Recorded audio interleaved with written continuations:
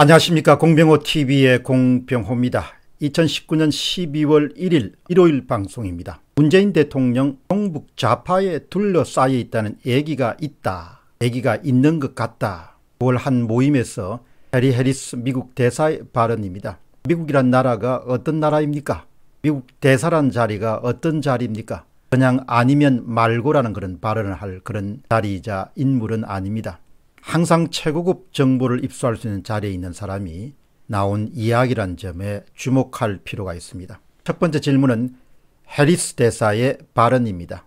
동아일보가 특정한 이 기사는 복수의 국회 관계자들을 확인해서 나온 기사입니다. 해리스 대사는 올해 9월 자유한국당의 김학용 의원이 회장을 맡고 있는 대한민국 미래혁신포럼 소속 여야위원 10여 명을 만난 장소에서 이 같은 발언을 했습니다.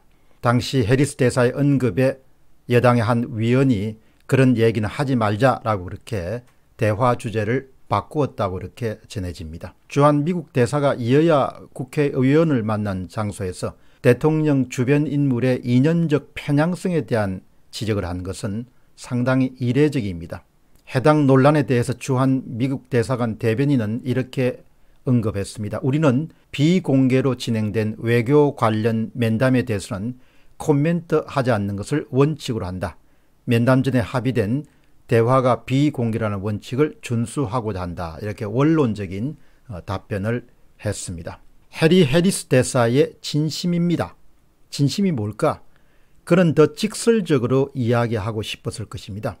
청와대가 종북주의자들에 의해서 둘러싸여 있는 것이 아니라 아예 청와대 자체가 종북주의자들의 본거지다. 대통령이 친북주의자이다. 이렇게 말하고 싶었을 겁니다. 그러나 본인 자리가 미국 대사이기 때문에 우회적인 그런 정치적 수사를 좀 둘러서 이야기했다. 이렇게 저는 봅니다. 문재인 정부의 친북을 넘어 종북 행보는 보자지만의 문제는 아니라고 생각합니다.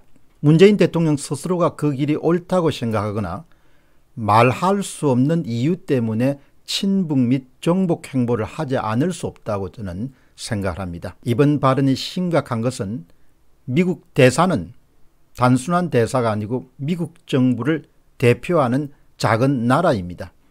미국 대사관은 한국에 대해서 대단히 광범위한 정보를 입수하고 그것을 정리해서 미국 정부에 보고를 합니다. 미국 정부가 한국에 대한 대한 정책을 결정하는데 미 대사관의 정보 보고서가 상당히 중요한 역할을 합니다.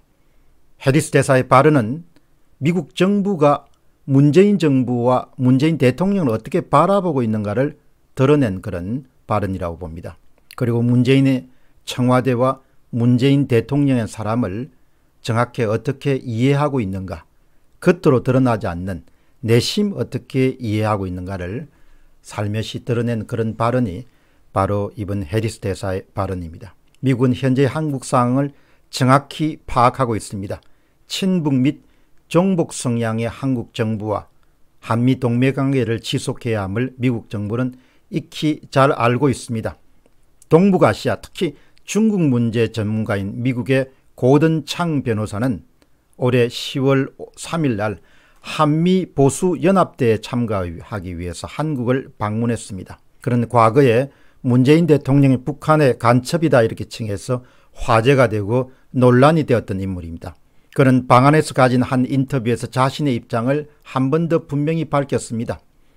문재인이 간첩인지 아닌지는 모르겠지만 반역자라면 할 모든 일을 하고 있다. 문재인 대한민국 대통령으로서 할 수 없는 일을 계속하고 있다. 이런 발언을 했습니다. 월간 조선과 가진 그런 인터뷰에서 그는 좀 더 솔직하게 직설적으로 이야기합니다. 앞서 말했듯이 그런 반역자라면 해야 할 행동을 정확하게 하고 있습니다. 고든창 변호사 이야기입니다. 북한에 도움이 되는 일을 더 많이 하고 한국에 도움이 되는 일을 덜 하고 있습니다.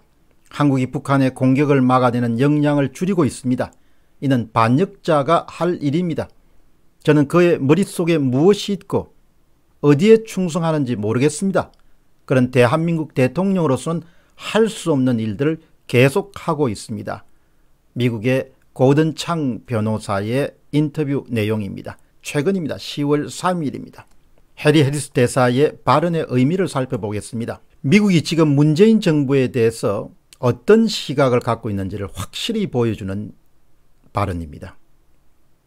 양식 있는 일반 국민들과 미국 대사의 발언 사이에는 큰 차이는 없습니다. 오히려 유사점이 많습니다. 다만 해리스 대사는 우회적으로 정치적으로 발언했을 뿐입니다. 집권 세력들이 친북과 종북 정책을 집요하게 밀어붙이는 것은 결국 자신들의 이념적 지향성도 어느 정도 역할을 할 것입니다.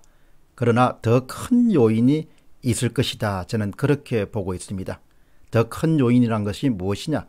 하나는 드러나지 않은 약점이 크게 잡혀 있을 가능성이 매우 높다고 저는 봅니다. 다른 하나는 자신들의 선택이 자신들이나 자신들이 속한 정파의 이익이 때문에 그렇게 할 가능성이 높습니다. 그들은 이번에 선거법을 개정하고 공수처를 신설하고 나면 훨씬 더 자신의 뜻을 마음껏 펼칠 수 있을 것으로 봅니다. 지금 국민들이 해야 할 일은 무엇인가?